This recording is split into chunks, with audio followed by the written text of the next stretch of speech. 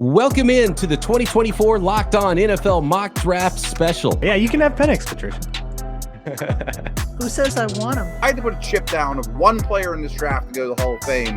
Who's my pick? And it's Marvin Harrison Jr. The Locked On Podcast Network presents the 2024 NFL Mock Draft Special. Sponsored by LinkedIn. Welcome to the 2024 Locked On NFL Mock Draft Special, episode 5 of 6, taking you through the entire first round of the NFL Draft and a few extra picks for those teams that have not yet selected and won't select in round 1. Unparalleled insight from your local experts of all 32 teams here at the Locked On Podcast Network, your team every day. An inside look from all 32 hosts, our college shows, and we'll also get team building insight from the draft dudes, Joe and Kyle of Locked On NFL Scouting, and fantasy insight from our Locked On fantasy experts for some of the biggest selections in this year's draft. And of course, we are your hosts. I am Brian Peacock, NFL analyst and co-host of the Peacock and Williamson NFL show and Locked On 49ers podcast. Here with me, my co-host, former NFL scout Matt Williamson, and this year joining Keith from Locked On NFL Draft, we've got Damian Parson, Keith Sanchez, fantastic additions to this extravaganza that is the Locked On Podcast Network Mock Draft Special, which is sponsored by LinkedIn. LinkedIn Jobs helps you find the right people for your team faster and for free. Post your job for free at linkedin.com/LockedOnNFL. Terms and conditions apply. Up next in episode 5 is the Arizona Cardinals. They are on the clock at pick number 23. You might ask yourself, how the heck did the Arizona Cardinals get on the clock at pick 23? Well, there was a big trade in episode 1 of this mock draft. You got to go back and listen to every episode. Some fantastic content here. And it was the Minnesota Vikings trading up for J.J. McCarthy with the number 4th pick in the draft. And they sent, along with future draft considerations, number 11 and number 23 to the Arizona Cardinals. Now, the Cardinals have already made that pick at 11. And it was Quinyon Mitchell, the first cornerback off the board out of the University of Toledo. So that leaves us with the Arizona Cardinals, who did not have pick 4, but have drafted a corner at pick 11. They have another selection coming up at 27 in just a few picks, which probably has some sort of a bearing on what the Cards do here at number 23. So guys, Matt, let's start with you. Arizona Cardinals at 23 overall. They've drafted a corner. A lot of needs with this football team. What direction do they go now? Yeah, a lot of needs. I mean, this roster is still pretty rough, to be honest with you. But they have 3 first-round picks in this scenario, which you got to like. Wide receivers screaming as the biggest need, though, without question. Now, what I think are the clear top 5 are already gone, though. So is this a little bit of a reach for Worthy, McConkey, whoever you like next? Maybe, but it's also a screaming need. And as you mentioned, they do pick at 27, so maybe you could take a best player available here and then come back at 27 for your receiver. Damian, we have referenced your top 24, your big board. Correct me if I'm wrong, 24 first-round grades, right?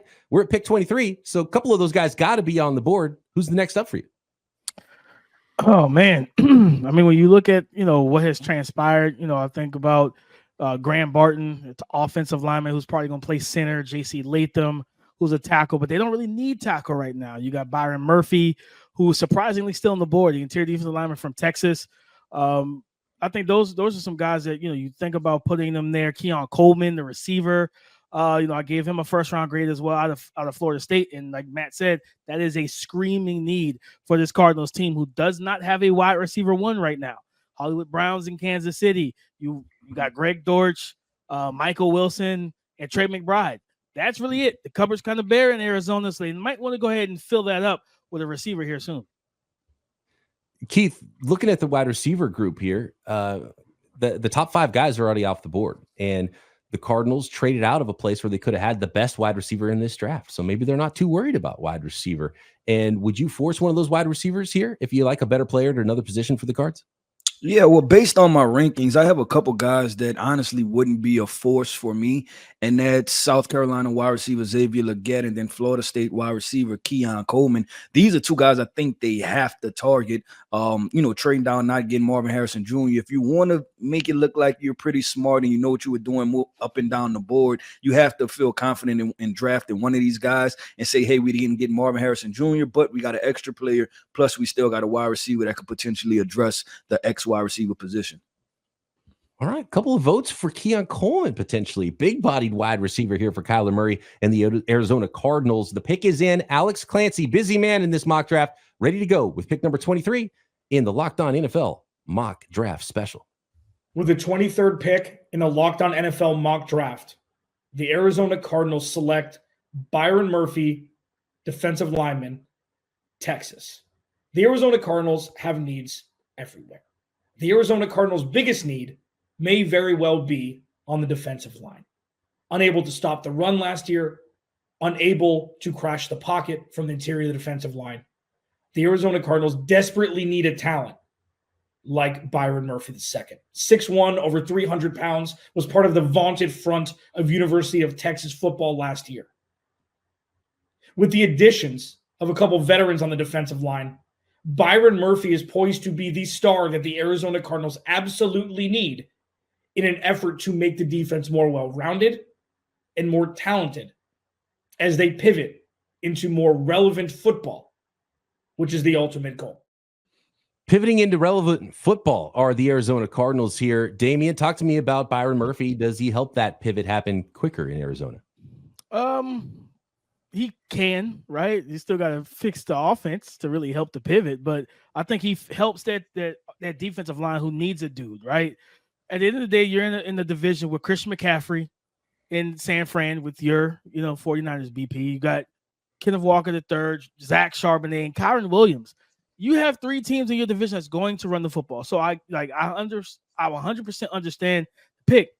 To be fair, you could wait to like day 2, day 3, get a McKinley Jackson. You got Justin Rogers from Auburn. You can get more than likely day 3. You can get some people, some bodies on the interior defensive line to stop the run.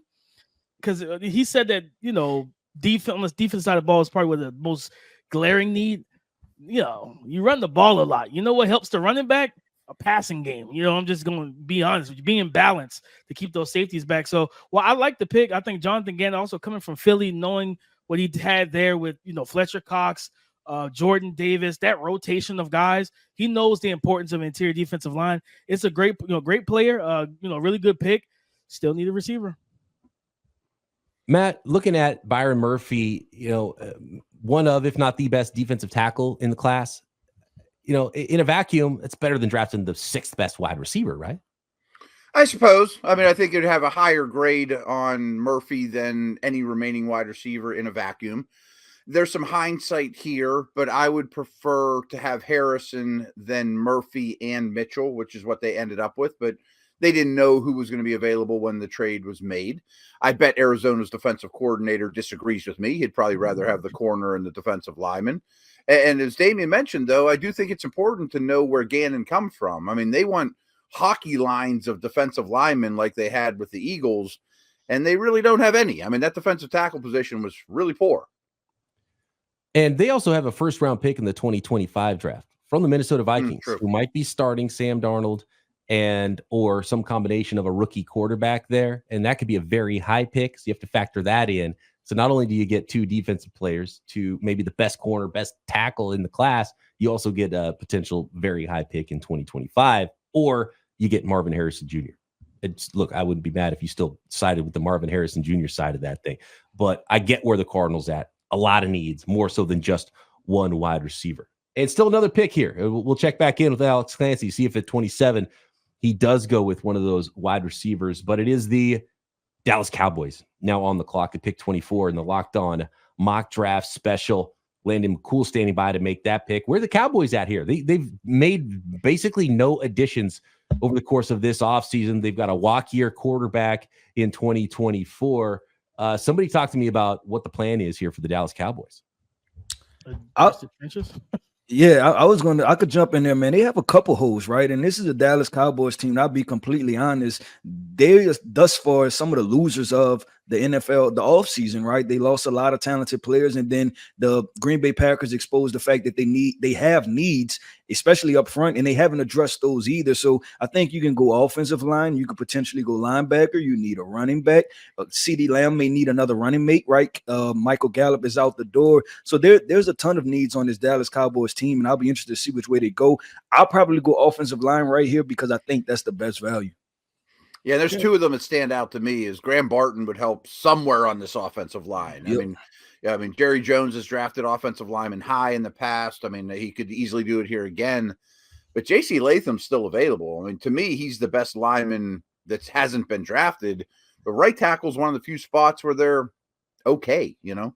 Yeah, no, 100%. Just improving the trenches, right? You not only protecting Dak Prescott, but coming balanced again. Like, we haven't seen that Dallas Cowboys offense that truly looked like Dallas Cowboys offense since they got rid of Zeke, and the offensive line has not been as physical. And J.C. Latham absolutely brings that punch back to this offensive line, that aggression, that physicality, that bully ball. So I think that's probably the pick that they could and should make.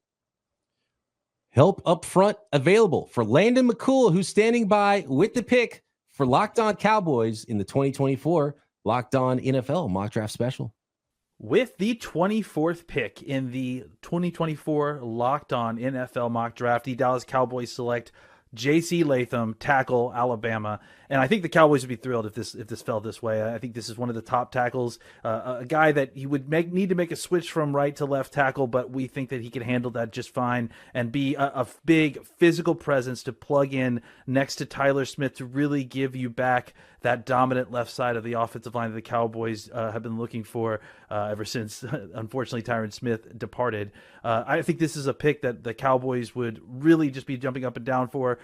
This is a guy that many folks expect to get picked a lot higher than he did in this pick, and their loss is the Cowboys' gain as they get a monster at left tackle who can help anchor that side of the line for years to come.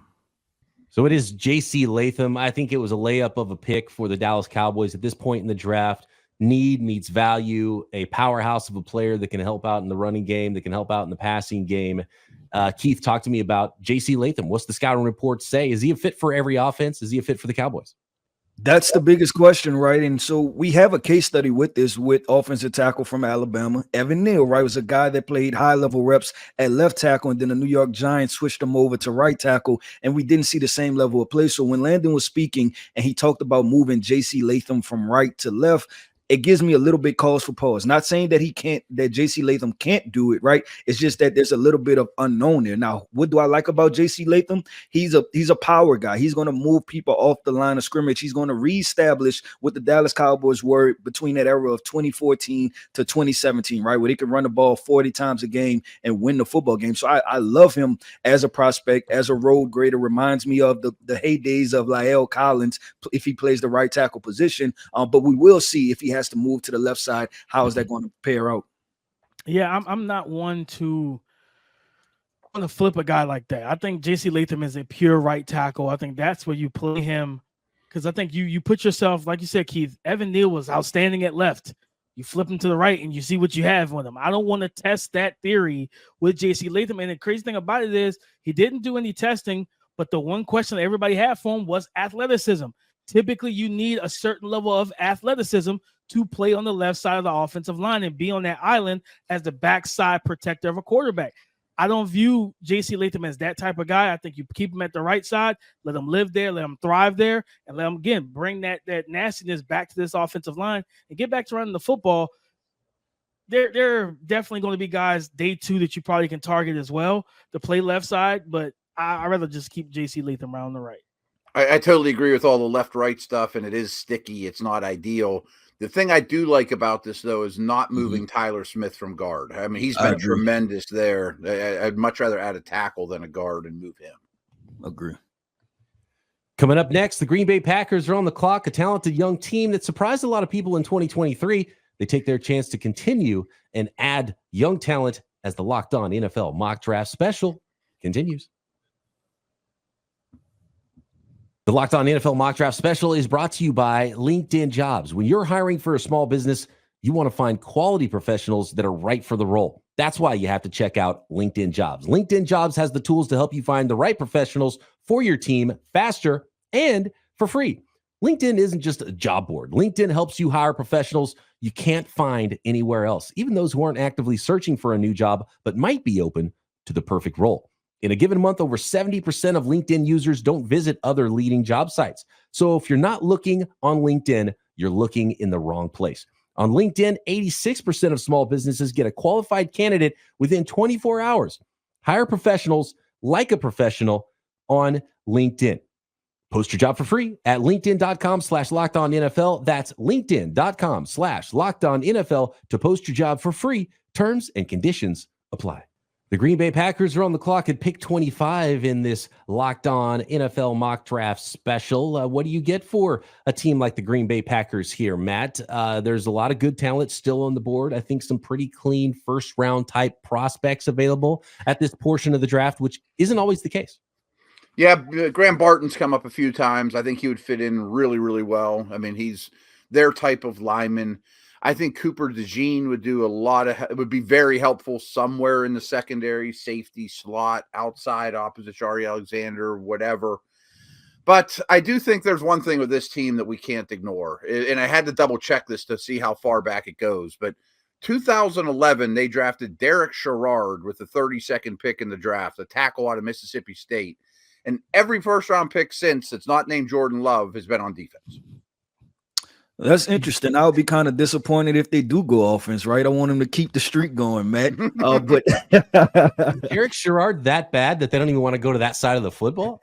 They won the Super Bowl the year before, But listen, I'll BP from my perspective. I like the cornerback position, them addressing that here. I go Kool-Aid McKinstry. You just talked about it, Matt. You talked about Jair Alexander. If you throw Kool-Aid on the other side, I think he's immediately plug and play, press man guy. And I think that could be a fun tandem. And then also, I like putting young players in situations where they can learn from some of the veterans, right? And I feel good about Kool-Aid learning some of the tricks of the trade from a guy like Jair Alexander, who's done it at a high level.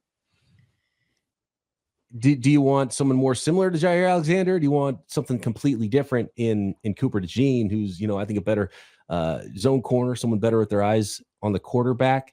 But still a lot of directions the Green Bay Packers could go here. Do they keep the streak alive? Peter Bukowski is ready with the selection at pick 25 for the Green Bay Packers. With the 25th pick in the 2024 Locked On NFL Mock Draft, the Green Bay Packers select Cooper DeJean, defensive back, Iowa. And I said defensive back because can he play boundary corner? Yeah. Can he play in the slot? Sure he can. Could the Packers put him next to new free agent safety Xavier McKinney? Sure could. That's the beauty of this pick. That is the appeal of Cooper DeJean. He can play anywhere on this defense. If the Packers feel comfortable with Carrington Valentine and Eric Stokes at the boundary, hey, Coop, get ready to learn safety, buddy. And if Eric Stokes isn't back athletically post a slew of injuries, it's corner time. Carrington Valentine, 7th round pick, acquitted himself nicely last year, but you can never have too many corners, first of all. And second of all, Cooper is a first round talent, first round pedigree, playmaking, ball skills. The Packers do not have enough players in this secondary that can make plays on the football, that can take the ball away. Cooper DeJean, welcome to Green Bay.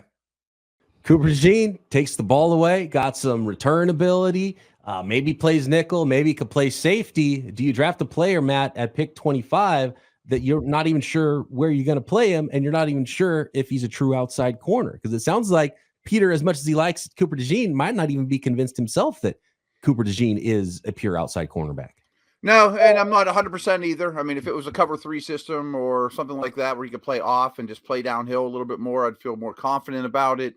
Frankly, I don't know what Jeff Hafley's philosophy is. I mean, he was the head coach at BC, and then he was at Ohio State before that, so I don't really know his defensive track record.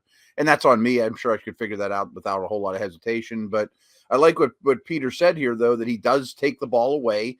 We now actually have some testing numbers for DeJean. That makes me feel a little bit better about him, and his testing was good. I mean, especially coming off an injury. So No I've been agilities, a fan. though. No agilities. Good I already point, good knew he was point. going to jump high and run fast in a straight line. I wanted the agilities. I didn't get them. J.C. Latham didn't work out at all. I really wanted to see what those workouts look like. So the boxes were left unchecked with some of these players, and that might have been why they slipped down to the 24-25 range. You you think about it from an aspect of leaving some things to imagination, right? That's just what you do as a prospect. That's sometimes what you do in life. I think Cooper DeJean is a great pick for them. A guy that like Matt kind of alluded to. You put him in cover 3. You said BP, eyes pan to the quarterback. He can read route concepts in front of him. He's a willing tackler. He plays with good physicality, really good athlete. A guy that can take the ball away and then make plays with it with that return ability. There's a lot to like about him, right? And if you really want to get spicy with him, you play him at safety. You throw him in the nickel. You can kind of look at him and like, okay, he also can probably cover some of these tight ends that we have to deal with as well. So he's just a coverage guy that you just have to have a plan with. But for me, I like him as a cover 3 guy, side saddle bail, drop him off, allow him to handle one specific role, and then allow him to take the ball away rather than trying to put him in a ton of man-to-man situations. Unless, like I said, it's wide receiver matchup based. Yeah, I agree. And I see him as a cover 3 guy. Also, I think just automatically assuming that he's going to play safety, right? But then you have to look at the situations where, it might be slot fade type situations, right? Where he's going to have to turn and run. I don't know. It's to me, there's an element of guessing a little bit. And Matt, you've been in the rooms, right? When you start guessing, that's when you start getting in trouble a little bit, especially in the first round. So I love him as a prospect. I just would wish I had almost like a crystal ball to know exactly what they were going to do with him, on the field for the Green Bay Packers. You guys, I've been workshopping a nickname for Cooper DeJean, and talking about a guy who can play outside, inside, in the slot, big nickel type of a role. Sounds a lot like Jalen Ramsey. And there's not a lot. Let's be honest, there's not a lot of light skinned corners out there. Jalen Ramsey, yes, no. You've been workshopping that for a while. I think I'd go back to the workshop. It's not taking off, man. I don't know why. How long has this been? How long has this been road? At least a month, guys. At least a month. I can promise you. Guess what? BP, if you right, guess what? We get the roll list back, man, and you have your Hall of Fame moment right here. Could catch on any day now. Hey, it's gonna hit, and when it does, man, just remember. I'll be looking at your Twitter page in 3 years, and if this turns out to be correct, I'm expecting to see a clip of this right on Twitter. 3 picks into this episode. Let's check in with the draft dudes, Kyle Krabs and Joe Marino from Locked On NFL Scouting, and their team building analysis on those selections. Joe, our latest 3 picks, Arizona making their next selection here in the first round with Byron Murphy II, the defensive tackle from Texas, the Cowboys, J.C. Latham, offensive tackle from Alabama, and the Green Bay Packers with a very Green Bay Packers feeling pick with Cooper DeJean, the corner/defensive back from the University of Iowa. Yeah, it's a good slate of picks here. I like all 3 of these selections. Byron Murphy giving Arizona a building block for their defensive line. Jonathan Gannon, that head coach there, has a defensive background, and they've done some things this offseason to help with that defensive line. And I think Byron Murphy really allows them to have a heck of a young building block with his motor, his pass rush upside, his physicality, his functional strength at the point of attack. I'm a big fan of him and him being an answer for that defense for years to come. And then Dallas just has so many needs on this offensive line, and J.C. Latham feels like great value here at pick 24. And I feel like the board, no matter how it falls, I think Dallas is going to be in good shape to get a starter for that offensive line. And Latham, I think whether it's challenging Terrence Steele at right tackle, being the answer at left tackle, being flexible with Tyler Smith, they can figure out their best 5. And I think Xavier McKinney's been such a great addition, or will be such a great addition for the Green Bay Packers and their secondary. But another playmaker in Cooper DeJean to go with Jair Alexander. They've had some struggles with their secondary and kind of piecing it together throughout the years.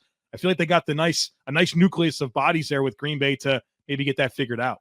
Yeah, and just flowers for Dallas for another violent offensive lineman when you consider Tyler Smith and now Latham with the size that he has and some positional flexibility. You love that. Again, it's all about finding the best combination of 5, but Arizona with Byron Murphy II, they bring in Bilal Nichols, Kairos Tonga, Justin Jones. This is a player in Murphy who's 6 feet tall, very compact build, low set of pads. I think the narrative on Arizona and their ability to play up front is going to shift dramatically with what they've invested for Jonathan Gannon, who, of course, when he was in Philadelphia, they utilized a lot of rotation along that defensive line. They're starting to get the bodies to achieve the same thing in Arizona, which is, of course, good when you can take your ideal pillars of who you are as a team and you can put them into play when you transition and take control of a new franchise. And that brings us to the Tampa Bay Buccaneers at pick 26 in this mock draft. We're getting close to the end of round one, and make sure you stay tuned till after round one because there's more picks to come for those teams. And there's been a lot of trade talks with some teams that might be even moving out of round one. So we'll have to wait to hear from those teams. If those trades do get consummated, we've got James Yarko of Locked On Buccaneers standing by to make this selection. And guys, it's been a team in transition for the Tampa Bay Buccaneers over the last 12 months. They seem to have found themselves a quarterback in Baker Mayfield. So how do you build on what they have built over the course of the last year post Tom Brady, Damian? I mean, you could look at two different positions for me. I think wide receiver, even though you re-signed Mike Evans, it was only a short deal. You got Chris Godwin, who's not, he's not getting any younger, right? He's not a spring chicken himself.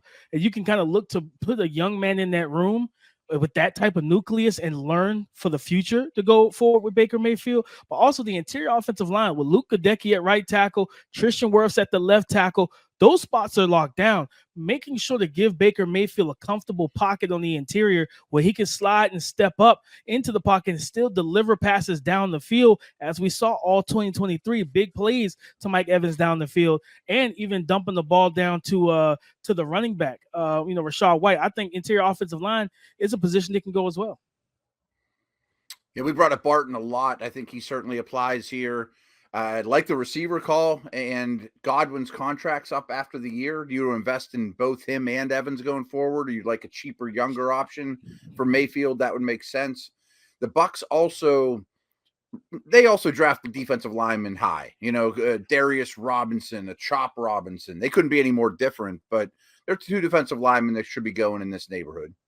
Yeah, if I had to predict, I'm going wide receiver, right? And I think Xavier Legette, and Matt, you just talked about the Godwin contract, right? Xavier Legette can play that power slot role that Chris Godwin played. He played it at South Carolina. And then I'm thinking fireworks, right? Let's go get Xavier Worthy and get somebody that can take the top off consistently. And then, yeah, you talked about it. This defense of the Tampa Bay Bucs love addressing the edge position, right? They tried it with Joe Tryon, right? They got their best production out of Yaya Diaby, and then they tried it again of what Logan Hall was that 2 drafts ago. So that I would look out for the edge position, as they consistently seem like they want to address that position. Here we go. James Yarko with the pick. The pick is in at 26 for Locked On Buccaneers in the 2024 Locked On NFL Mock Draft Special. With the 26th pick in the Locked On NFL Mock Draft, the Tampa Bay Buccaneers select Chop Robinson, edge rusher out of Penn State. And after working the phones and trying to get deals done to move up, luckily Chop Robinson was there for the Bucs at 26. Look, this is a team who only got 4.5 sacks out of Shaquille Barrett last season before he moved on with the Miami Dolphins. They only got 5 sacks out of Joe Tryon Shoyinka. Their leading sacker was rookie Yaya Diaby with 7.5. after only taking 46% of defensive snaps on the season. Then you had Antoine Winfield Jr. as the number 2 and Vita Vea at number 3 in terms of most sacks on the team. For Todd Bowles' defense to be as effective as it needs to be, they have to be able to find a way to generate more pressure and get the quarterback from the edge position. With Yaya Diaby emerging as a potential star for this Buccaneers defense, bringing in Chop Robinson to be the marquee guy on the other side, someone who is big, is fast, is physical, and is already being compared athletically to Micah Parsons. Getting him in Todd Bowles' defense and being able to develop those skills, Chop Robinson could be an absolute monster for the Buccaneers. It'll allow Antoine Winfield Jr. to do more of the things that he needs to do. It will allow Joe Tryon Shoyinka to take on that rotational role, but also be bounced around the defense, as Todd Bowles has come out and said, I know what he can do, and I know how I'm going to use that chess piece. Now, I don't know about Micah Parsons, but Damian. Yeah, easy on that. Yeah. Talk to me about Chop Robinson, because I put on the tape and I loved it, but just the production and the statistical production wasn't there. Can he build on that at the next level? Is he going to be a better pro than he was a college pass rusher? I think so. I think a big part, especially in 2023, like you look at the numbers and pass rush snaps compared to 2022, is almost close to 100 or a little bit over 100 less pass rush snaps from 2022 to 2023. And that's because they were in situations where you saw the Michigan game where teams could run the ball on them because they had leads, because their offense couldn't score consistently and wouldn't put them in positions to just be able to rush the passer and be in those type of situations. And I think going into the NFL with an offense that clearly showed they're functional, they can score points, they can make big plays, and then they can put opposing offenses in the fourth quarter in trail position. Then you allow a Chop Robinson who is explosive. I think, even though I know that Dallas Turner tested very well at the combine, watching both of these guys, I think the quickest first step in this draft is Chop Robinson. He's explosive. He's bendy. He's got violent hands in the run game. Even though he's got the shorter arms, he's got a decent compact build. I think this is a good player and a good fit. I do think finishing your pass rush with a sack, though, is a skill, and he needs to develop that. Will he or not? Some do, some don't at the next level. Rashawn Gary had no sacks at Michigan. I mean, Oweh is a Penn State guy. And he's kind of still up in the air yet, but he plays the run well, even though he's got short arms. He's got a great get off, and he fits what Tampa wants to do. Looks like the Arizona Cardinals are keeping their third first-round pick. They're up next. Will they finally take a wide receiver at 27? Find out next. I've been told I'm a competitive person, and yeah, I do have a competitive side. We all do, and my competitive side is a big fan of Monopoly Go. I'm sure you've heard of it. It's been downloaded over 150 million times. And it's a great twist on Monopoly where you play on not one, but hundreds of Monopoly boards in crazy locations, building up amazing cities that bring you big money. But the best part is messing with your friends. And I can charge them rent on my iconic properties, just like classic Monopoly. But now I can also rob their vaults of riches for myself. And the leaderboards show me who the biggest Monopoly tycoon is. But it's not just my competitive side that loves it. You can team up with friends and people around the world in time tournaments to earn huge rewards. So get in the game and join your friends. Download Monopoly Go now, free on the App Store or Google Play. All right, guys, the third time we're going to hear from Alex Clancy and the Arizona Cardinals. Does not look like they're trading out of this pick at 27, although there is a lot of furious trade talks happening, I understand, behind the scenes late in this first round of the mock draft. We've got no wide receiver because they traded out of number 4, and at 11, the Arizona Cardinals selected cornerback Quinyon Mitchell out of Toledo. Then they came back, stayed on the defensive side of the ball at 23 with Byron Murphy. So now, Keith, what do you do here for the Cardinals? I know we talked about wide receiver for them. All the guys are still there. You've been trying to give Xavier Legette to everybody here in the end of the round 1, and nobody seems to be wanting to be a taker on that. Is it Coleman? Is it Legette? Are we talking about the same guys we were talking about just a few picks ago? Yeah, man. So if I'm going with the trend, right, it's probably not wide receiver, even though they need one. I think they should definitely go wide receiver here. And I think every offseason, a team they have identity that they're trying to get to, right? Some teams, they want to win a division. Some teams want to get over the hump, make it to the conference championship game. Some want to win a Super Bowl, right? The identity for the Cardinals, in my opinion, needs to be to establish an offensive identity, a consistent offensive identity. And it's hard to do that without giving Kyler Murray the requisite weapons that he needs on the outside to start to build this thing out. So I feel like I would go wide receiver right here, and I might have went 2 wide receivers right in the first round just to make sure that Kyler Murray has his weapons. Yeah, I agree. I think this is a situation where, they still need a go-to edge rusher. You drafted BJ Ojulari last year. They still need another guy, right? I'm glad you got your corner, your number 1 corner. You needed that. The D-line was definitely an issue.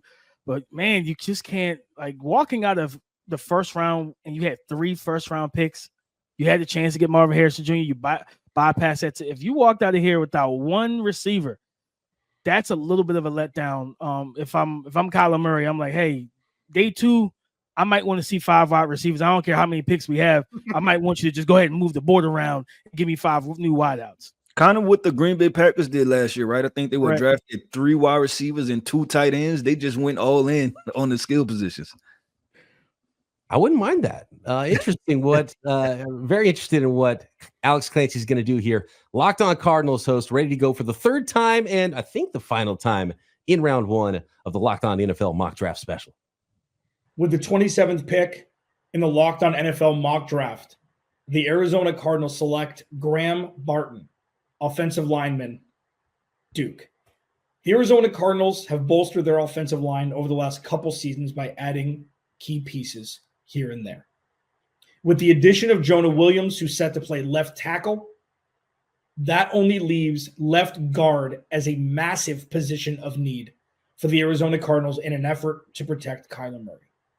Luckily for the Cardinals, that's where Graham Barton can fit right in. An absolute steal for the Cardinals at 27. The offensive line for the Arizona Cardinals is poised to be the best that we've seen over the past decade or more. Because remember, if you can't protect Kyler Murray, none of this is going to work. Well, Kyler Murray did get some help, but it was an offensive lineman. And I do love the fit for Graham Barton as a left guard for the Arizona Cardinals, but no wide receiver, Matt. Does that mean we're drafting Greg Dortch, Michael Wilson a little bit higher this year in fantasy football? I'm taking Trey McBride pretty high. I mean, he's the only target in town right now.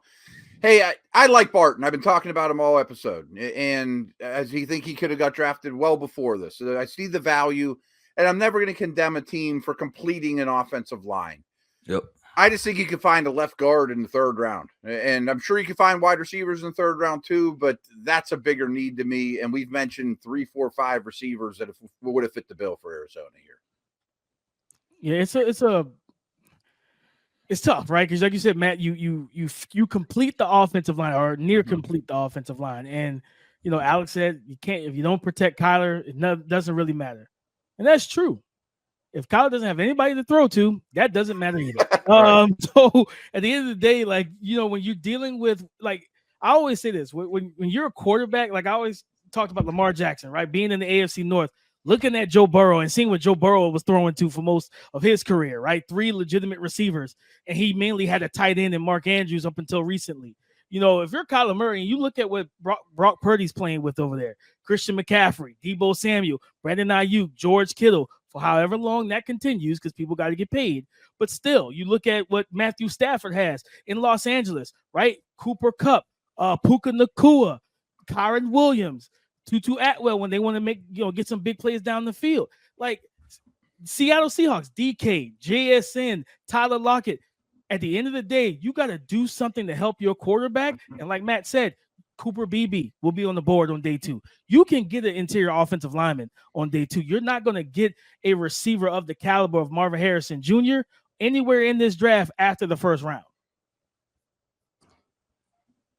I don't want to hear you guys bad-mouthing Graham Barton when you were trying to give Graham Barton to every team of this entire episode before the Arizona Cardinals were on the clock. We love Graham. Graham.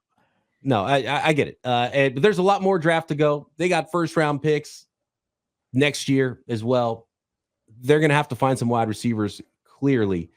But I like the 3 players that Alex Clancy has selected so far for the Arizona Cardinals. I don't know if they've caught up to the San Francisco 49ers yet. In the NFC West, still some work to do there. But a good start, a good foundation with 3 first-round picks for the Cards here.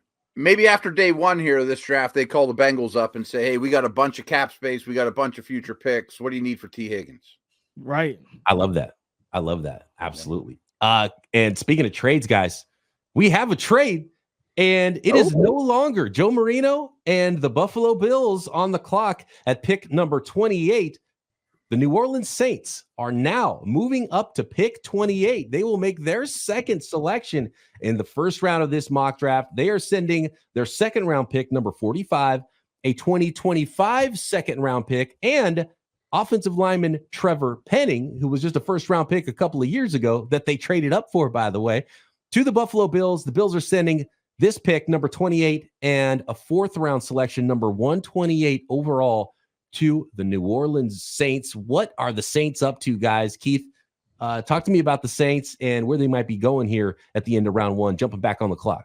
Yeah, so they went offensive tackle, offensive guard, right? However you want to call Troy Fautanu. But they also had 2-3 needs on the offensive line, right? So are they going to go offensive line again and draft a guy like Kingsley Suamatia, another versatile piece, right? You draft 2 versatile pieces, you can plug and play them wherever you need them. But I also look at the wide receiver position. The Michael Thomas departure, and I'm in the New Orleans area, right, has not been a pretty departure at all. So they need another X wide receiver. They have smaller guys like Chris Olave, Rashid Shaheed, who has quickly become one of the most explosive playmakers in the NFL.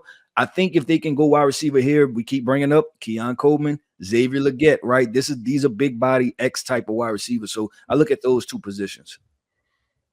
Any chances for a quarterback? I don't think so. I think it will be interesting, Matt. It really will, because there are a couple quarterbacks on the board that I think you can sit 1 year behind Derek Carr, and if he doesn't get the job done, but you know how front offices are. Sometimes they want to prove that they are right in their signing of Derek Carr, and I think that's where the Saints organization is right now. So we'll see what Ross Jackson has to say about that. The last time they drafted a first-round quarterback was Archie Manning.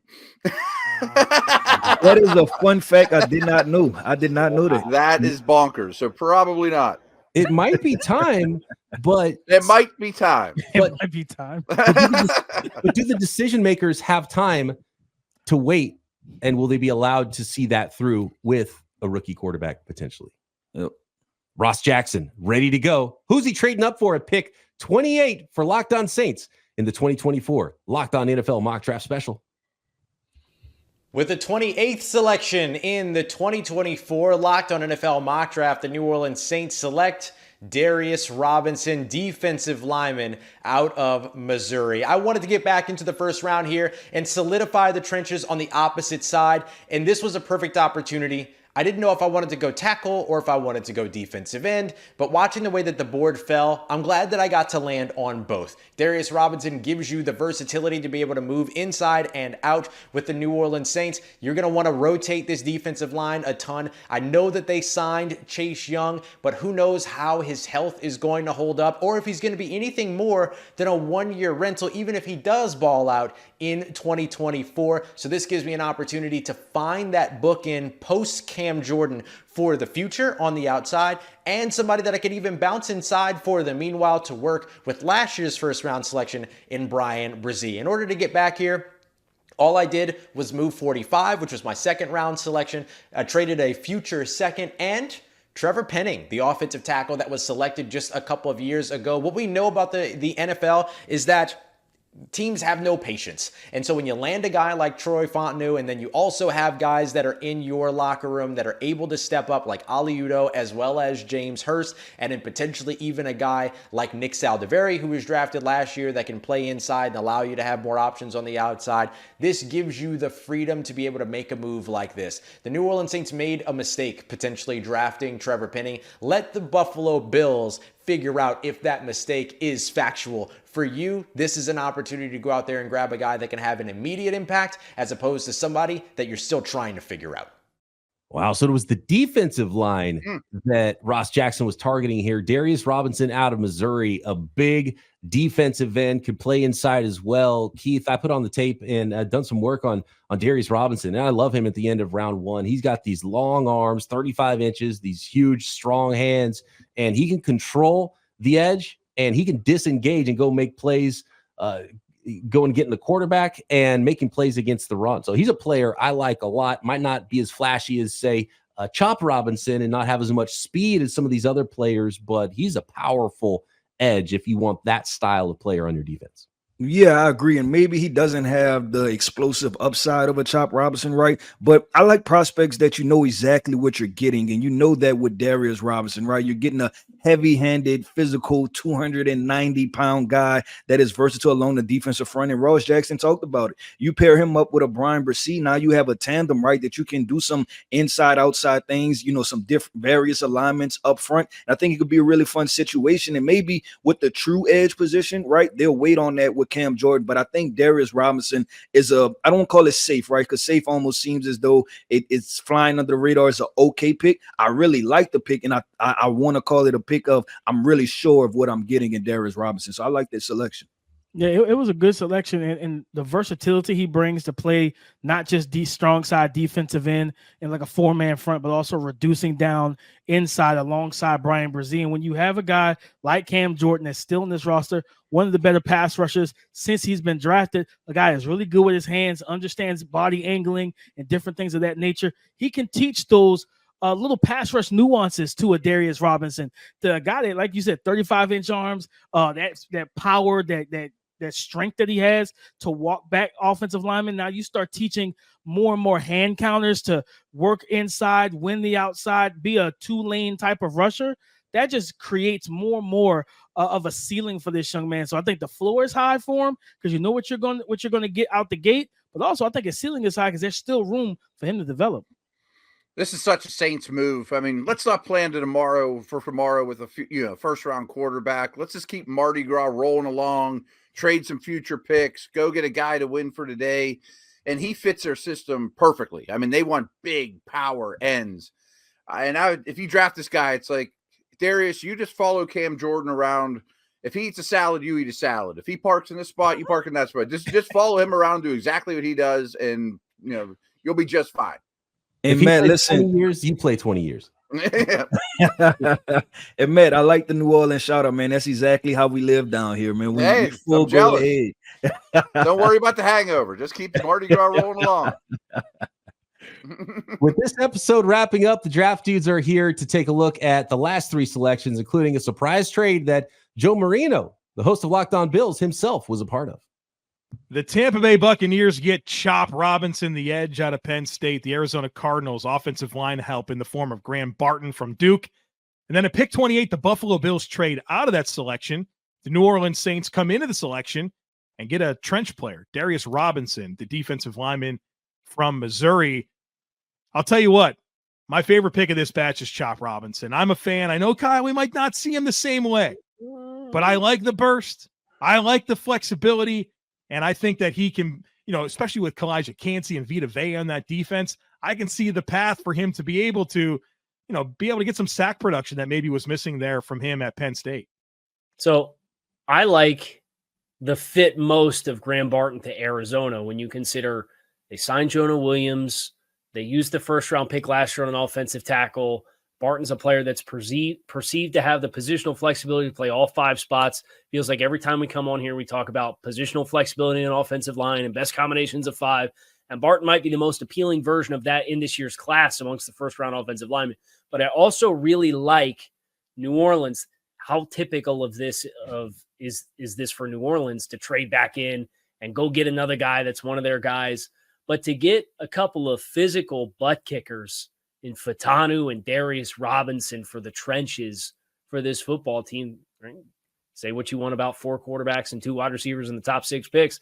This game's often won in the trenches, and New Orleans kind of going after that with some aggressiveness. They get Fautanu. They move on from Trevor Penning as a part of the trade. They send 2 second-round picks to Buffalo as well, so you like the value for Buffalo. Joe, nice job there. You did a good job getting value back for your pick 28. But I think there's wins across the board here for all of these teams and how they chose to approach these picks in the late 20s.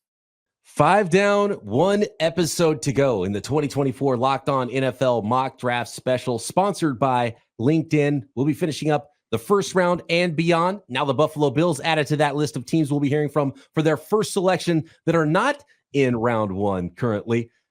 All in the finale episode. Tune in to find out who your team picks. And don't forget, you can find the entire special on both audio and video at the Peacock and Williamson NFL show, Locked On NFL Draft, Locked On NFL Scouting, and Locked On NFL podcast feeds. For Matt Williamson, Damian Parson, Keith Sanchez, I'm Brian Peacock. We'll see you for the finale, the final episode of the Locked On NFL Mock Draft Special, part of the Locked On Podcast Network, your team every day.